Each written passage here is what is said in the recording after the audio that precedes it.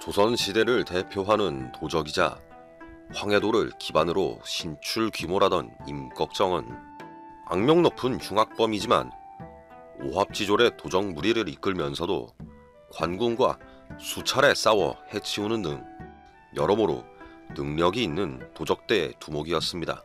이런 임꺽정에게는 여러 명의 부인이 있었습니다. 그중 많은 부인들이 한양에 있었고 임꺽정은 부인들을 만나기 위해 한양에 와 있었습니다. 임꺽정이 한양에 나타났다는 소문이 퍼지자 포도대장이 임꺽정을 체포하기 위해 출동합니다. 그러나 임꺽정은 붙잡히지 않고 도망치는 것에 성공했고 그의 여러 부인들 중 3명이 체포됩니다. 이 소식을 알게 된 임꺽정의 부하들은 감옥을 부수고 두목의 부인들을 구하기 위해 계획을 세웁니다. 그러던 중에 임꺽정의 부인 중 한 명이 당시의 행정기관인 형조의 노비로 들어가 정보를 빼낼 것이라는 이야기를 듣게 됩니다. 결국 임꺽정의 부하들은 탈출 경로까지 파악해 두었지만 두목의 부인들을 구하려던 계획을 철회하게 됩니다. 한편 임꺽정의 일당 중에서 참모 역할을 하던 서림이라는 자가 있었는데 서림도 이름을 바꾸고 한양과 가까운 곳에 숨어 지내고 있었습니다. 임꺽정 일당을 붙잡기 위해 혈안이 되어 있던 포도청에 이 서림에 대한 이야기가 알려지고 때를 노리던 포도대장이 결국 서림을 체포하게 됩니다. 서림은 임꺽정 일당의 참모였기에 일당의 많은 정보를 알고 있었고 호되게 신문을 당한 서림은 결국 일당이 하려던 여러 계획을 털어놓고야 말았습니다. 서림이 털어놓은 계획 중에는 임꺽정 일당을 여럿 붙잡은 이력을 가진 봉산 군수를 살해하려 한다는 계획도 있었습니다. 그렇게 서림은 임꺽정 일당의 참모에서 관군의 앞잡이로 변절하게 됩니다. 이런 서림 덕에 여러 정보를 알게 된 관군은 임꺽정 일당을 체포하기 위해 많은 시도를 하지만 일당들은 쉽게 붙잡히지 않았습니다.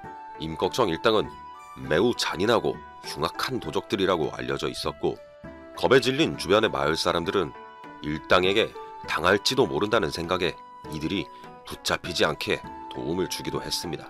포도청에서 관군들이 출동했다는 소식을 듣게 되면 임꺽정 일당에게 먼저 알려주었고 관군들이 들이닥쳐 일당의 행방을 물으면 반대로 알렸기 때문에 일당은 붙잡히지 않고 도망 다닐 수 있었던 것입니다. 한편 관군의 앞잡이 노릇을 하게 된 서림으로부터 임꺽정의 황해도 본거지에 대한 정보를 캐낸 관군은 이를 조정에 알려 군사 500명을 꾸려 임꺽정 일당을 토벌하기 위해 출동합니다. 그러나 일대의 지리에 대하여 훨씬 눈이 밝았고 날쌘 기동력까지 갖춘 임꺽정 일당은 군사들을 해치우고 말까지 빼앗아 도주합니다. 이 소식이 조정에 전해지자 명종은 임꺽정 일당을 토벌하기 위하여 황해도, 경기도, 평안도, 강원도, 함경도 등의 5도에 군수를 배치하여 임꺽정 일당 토벌에 만전을 기하라고 어명을 내립니다. 그리고 각 지방에 배치할 군수는 임꺽정 체포를 위해 파견한 임시관직으로 순경사라고 칭하여 임명하겠다고 합니다. 그러자 조정의 대신들은 5도의 군수를 모두 배치하는 것은 무리가 있으니 각 경계를 방어할 수 있는 지역에만 군수를 배치하면 더욱 전략적으로 대비할 수 있을 것이라고 계획하여 보고합니다. 그리고 대신들은 순경사라는 임시관직을 두는 것보다 제대로 강한 자들을 물색하여 포도대장으로 선임하는 것이 좋지 않냐고 보고하기도 했습니다.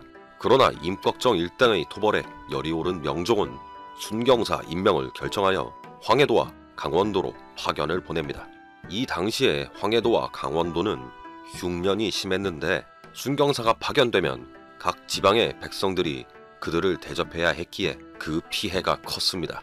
이에 대신들이 순경사의 파견으로 인해 비용만 많이 들어가고 임꺽정 일당의 토벌에는 진척이 없으니 순경사들을 다시 한양으로 돌아오게 하는 것이 좋지 않겠냐고 명종에게 보고하지만 명종은 뜻을 굽히지 않았습니다.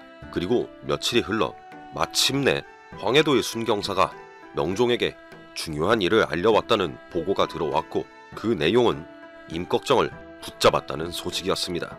그리고 다시 며칠이 흘러 황해도의 순경사가 붙잡은 임꺽정을 호송해서 한양으로 돌아왔습니다. 하지만 조정의 대신들이나 관군들은 임꺽정의 정확한 얼굴을 모르고 있었습니다. 소문으로만 무성했고 항상 체포하는 것을 실패하는 과정에서도 얼굴을 제대로 본 자가 없던 것입니다. 결국 임꺽정이 맞는지 확인하기 위하여 앞잡이로 잡아둔 임꺽정의 참모였던 서림을 끌고 가서 붙잡아온 자가 정말 임꺽정이 맞는지 확인합니다.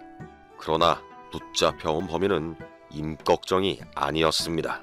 붙잡혀온 이자가 임꺽정이 아니라고 말한 서림의 말이 진실일까요? 혹시라도 두목을 숨기려는 마지막 의리였을까요? 아니면 정말 엉뚱한 자를 잡아와 임꺽정이라고 하고 있는 것일까요? 순경사가 체포한 이 임꺽정의 정체는 다른 이야기에서 계속됩니다.